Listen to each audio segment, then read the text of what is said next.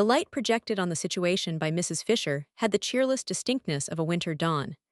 It outlined the facts with a cold precision unmodified by shade or color, and refracted, as it were, from the blank walls of the surrounding limitations. She had opened windows from which no sky was ever visible.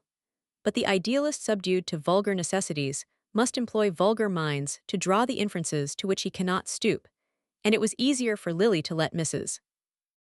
Fisher formulate her case than to put it plainly to herself. Once confronted with it, however, she went the full length of its consequences, and these had never been more clearly present to her than when, the next afternoon, she set out for a walk with Rosedale. It was one of those still November days when the air is haunted with the light of summer, and something in the lines of the landscape, and in the golden haze which bathed them, recalled to Miss Bart the September afternoon when she had climbed the slopes of Bellamont with Selden. Importunate memory was kept before her by its ironic contrast to her present situation, since her walk with Selden had represented an irresistible flight from just such a climax as the present excursion was designed to bring about. But other memories importuned her also. The recollection of similar situations, as skillfully led up to, but through some malice of fortune, or her own unsteadiness of purpose, always failing of the intended result. Well, her purpose was steady enough now. She saw that the whole weary work of rehabilitation must begin again, and against far greater odds, if Bertha Dorset should succeed in breaking up her friendship with the Gormers, and her longing for shelter and security was intensified by the passionate desire to triumph over Bertha, as only wealth and predominance could triumph over her. As the wife of Rosedale, the Rosedale she felt it in her power to create, she would at least present an invulnerable front to her enemy. She had to draw upon this thought, as upon some fiery stimulant, to keep up her part in the scene toward which Rosedale was too frankly tending. As she walked beside him, shrinking in every nerve from the way in which his look and tone made free of her, yet telling herself that this momentary endurance of his mood was the price she must pay for her ultimate power over him, she tried to calculate the exact point at which concession must turn to resistance, and the price he would have to pay be made equally clear to him. But his dapper self-confidence seemed impenetrable to such hints, and she had a sense of something hard and self-contained behind the superficial warmth of his manner. They had been seated for some time in the seclusion of a rocky glen above the lake, when she suddenly cut short the culmination of an impassioned period by turning upon him the grave loveliness of her gaze. "I do believe what you say, Mr. Rosedale," she said quietly, "and I am ready to marry you whenever you wish." Rosedale, reddening to the roots of his glossy hair, received this announcement with a recoil which carried him to his feet, where he halted before her in an attitude of almost comic discomfiture. "For I suppose that is what you do wish," she continued, in the same quiet tone. "And though I was unable to consent when you spoke to me in this way before, I am ready, now that I know you so much better, to trust my happiness to your hands." She spoke with the noble directness which she could command on such occasions, and which was like a large steady light thrown across the tortuous darkness of the situation. In its inconvenient brightness, Rosedale seemed to waver a moment, as though conscious that every avenue of escape was unpleasantly illuminated. Then he gave a short laugh, and drew out a gold cigarette case, in which, with plump jeweled fingers, he groped for a gold-tipped cigarette. Selecting one, he paused to contemplate it a moment before saying, "My dear Miss Lily, I'm sorry if there's been any little misapprehension between us, but you made me feel my suit was so hopeless that I had really no intention of renewing it."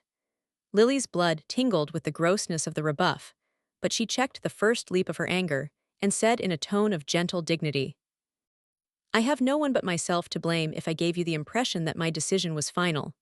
Her wordplay was always too quick for him, and this reply held him in puzzled silence, while she extended her hand and added, with the faintest inflection of sadness in her voice, "Before we bid each other goodbye, I want at least to thank you for having once thought of me as you did."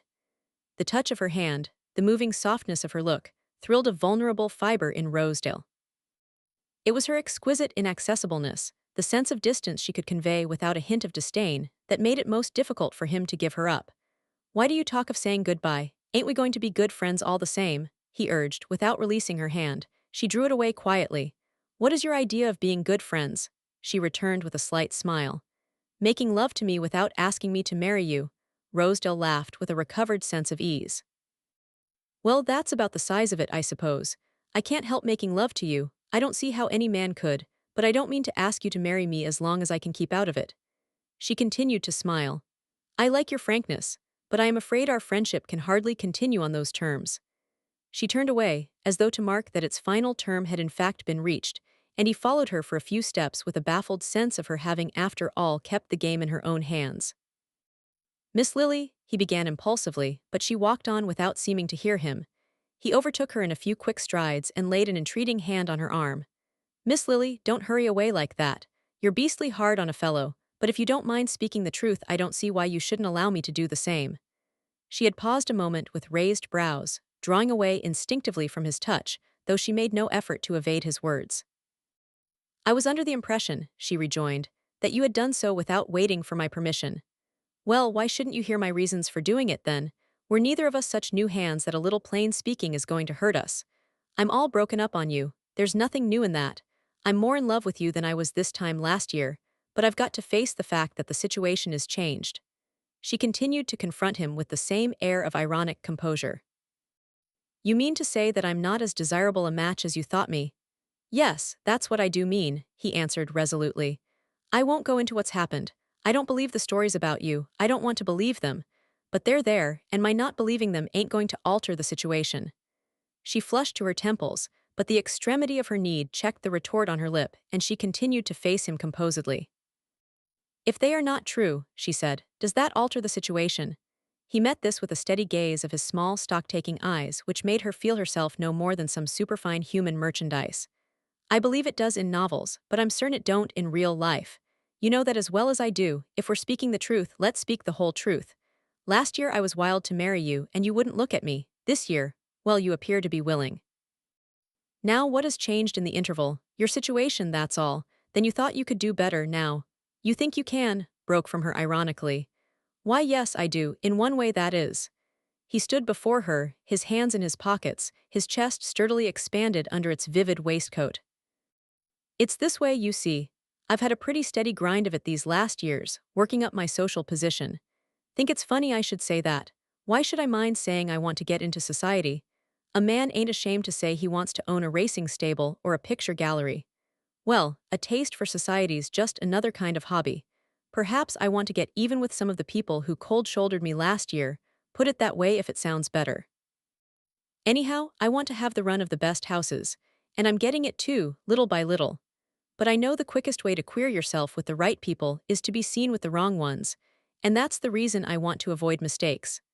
Miss Bart continued to stand before him in a silence that might have expressed either mockery or a half-reluctant respect for his candor, and after a moment's pause he went on. There it is, you see. I'm more in love with you than ever, but if I married you now I'd queer myself for good and all, and everything I've worked for all these years would be wasted. She received this with a look from which all tinge of resentment had faded.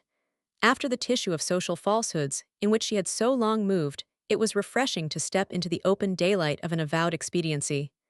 I understand you, she said. A year ago I should have been of use to you, and now I should be an encumbrance, and I like you for telling me so quite honestly. She extended her hand with a smile. Again the gesture had a disturbing effect upon Mr. Rosedale's self-command. By George, you're a dead game sport, you are, he exclaimed, and as she began once more to move away, he broke out suddenly, Miss Lily, stop. You know I don't believe those stories. I believe they were all got up by a woman who didn't hesitate to sacrifice you to her own convenience. Lily drew away with a movement of quick disdain. It was easier to endure his insolence than his commiseration. You are very kind, but I don't think we need discuss the matter farther. But Rosedale's natural imperviousness to hints made it easy for him to brush such resistance aside. I don't want to discuss anything. I just want to put a plain case before you, he persisted. She paused in spite of herself, held by the note of a new purpose in his look and tone, and he went on, keeping his eyes firmly upon her. The wonder to me is that you've waited so long to get square with that woman, when you've had the power in your hands. She continued silent under the rush of astonishment that his words produced, and he moved a step closer to ask with low-toned directness. Why don't you use those letters of hers you bought last year? Lily stood speechless under the shock of the interrogation. In the words preceding it, she had conjectured, at most, an allusion to her supposed influence over George Dorset. nor did the astonishing indelicacy of the reference diminish the likelihood of Rosedale's resorting to it. But now she saw how far short of the mark she had fallen, and the surprise of learning that he had discovered the secret of the letters left her, for the moment, unconscious of the special use to which he was in the act of putting his knowledge. Her temporary loss of self-possession gave him time to press his point, and he went on quickly, as though to secure completer control of the situation. You see, I know where you stand. I know how completely she's in your power. That sounds like stage talk, don't it? But there's a lot of truth in some of those old gags, and I don't suppose you bought those letters simply because you're collecting autographs. She continued to look at him with a deepening bewilderment. Her only clear impression resolved itself into a scared sense of his power. You're wondering how I found out about him, he went on, answering her look with a note of conscious pride.